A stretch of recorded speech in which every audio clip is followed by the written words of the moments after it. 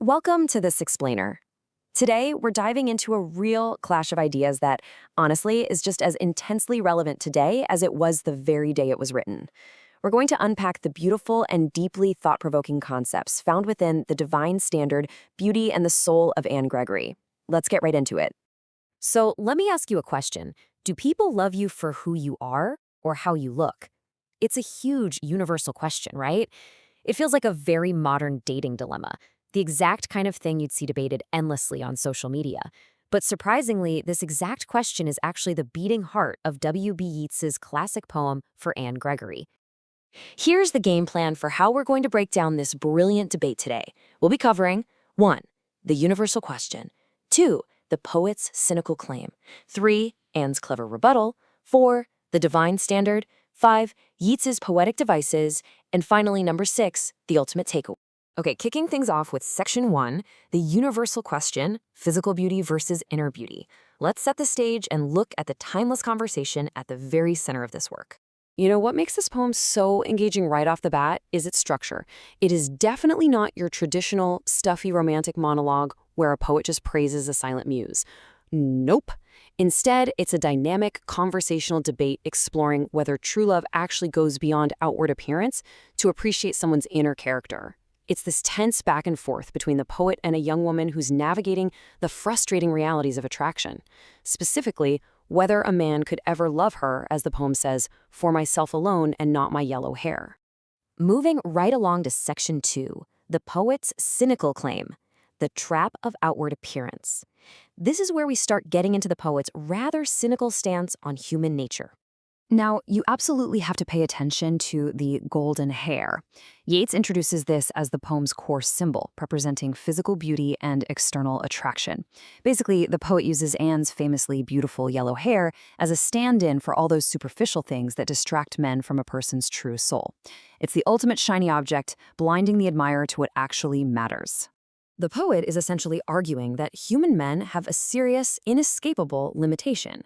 He claims young men are just overwhelmingly fascinated by physical appearance, and that this outward beauty actively distracts from inner qualities.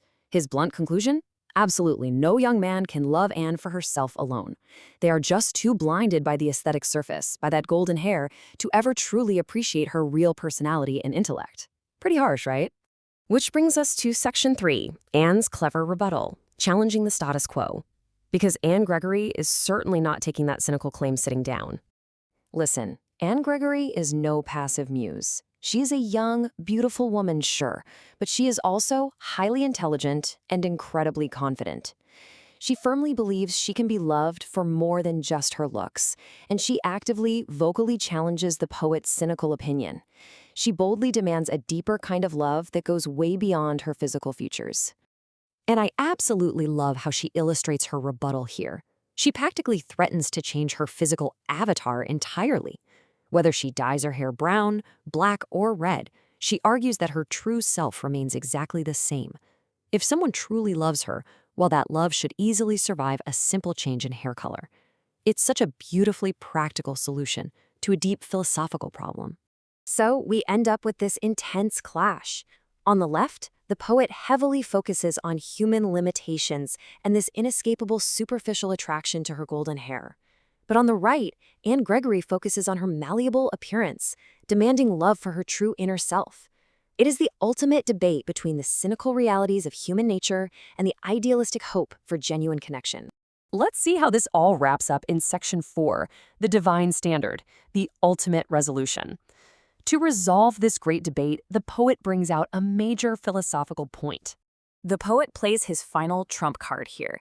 He cites an old religious man who supposedly found a text to prove his point, stating that only God can love a person completely for their inner self and true nature. He concludes that humans are just inherently influenced by outward appearances.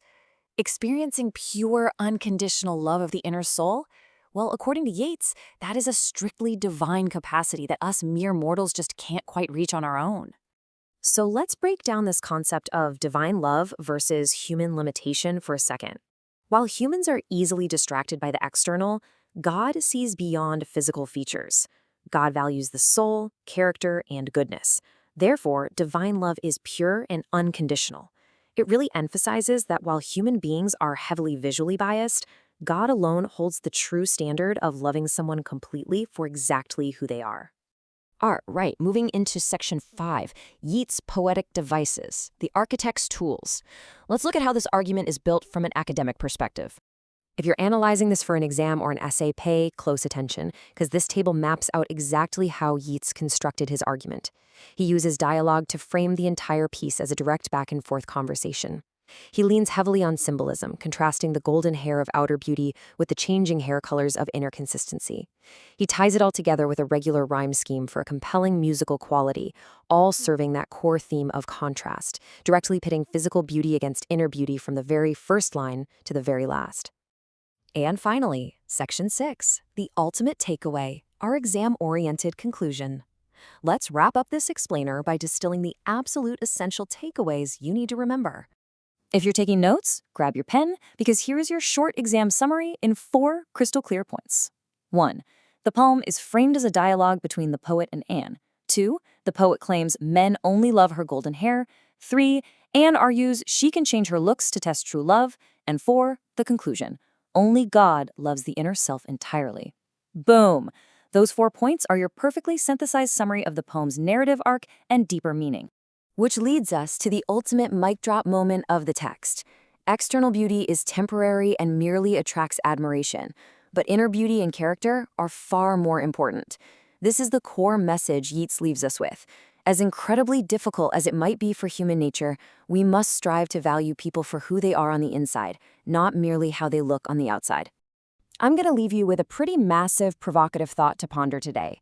Are human beings truly capable of the divine standard of love? Are we forever trapped by our superficial attractions, or can we, just as Anne Gregory hopes, learn to look past the golden hair and love with the depth and purity of the divine standard? Thank you so much for joining me for this explainer. I really hope it gave you a phenomenal new perspective on the true nature of love. Keep learning, keep questioning, and I'll catch you next time.